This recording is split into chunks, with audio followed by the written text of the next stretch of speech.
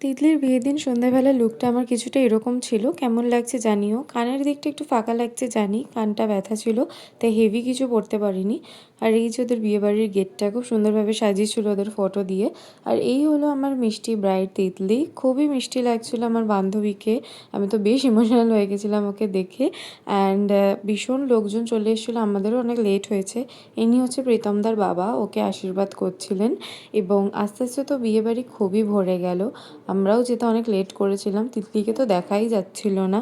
তারপর ওপরে চলে গেলাম প্রীতমদার সাথে দেখা করতে। প্রীতমদাও এখানে বিয়ের সমস্ত নিয়মে বসে গেছিলো, তাই আমরা নিচে চলে এলাম একটু খেতে। এখানে বিভিন্ন ধরনের কাবাব ছিল, আর এখানে মজিতো ছিল, এবং বিভিন্ন ধরনের মজিতো ছিল।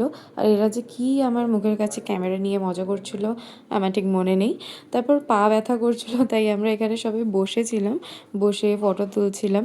তারপর হঠাৎ মনে পড়লো ওপরে আমরা শুভদৃষ্টিতে আমি মিস করে গেছি। গিয়ে দেখি অলরেডি ও বিয়েতে বসেই গেছে। তারপর গিয়ে বসে বসে আমরা সব বিয়ের নিয়মকানুন দেখছিলাম। এখানে বিয়েবাড়িতে সবাই বসেছিল, ছাদেই সমস্ত বিয়ের নিয়মের অ্যারেঞ্জমেন্টটা হয়েছিল।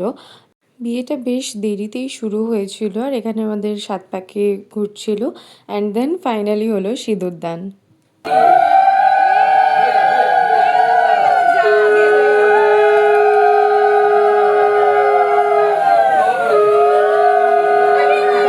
সিঁদুরদানটা দেখে এসে আমরা খেতে বসে পড়লাম। অনেক রাত হয়ে গেছিলো। এখানে ছিল ফিশ ফ্রাই, পনির দিয়ে চানা অ্যান্ড পুরি, অ্যান্ড দেন ছিল পোলাও, মাটন আর চকলেট আইসক্রিম, আরও ফ্লেভার ছিল আইসক্রিমের।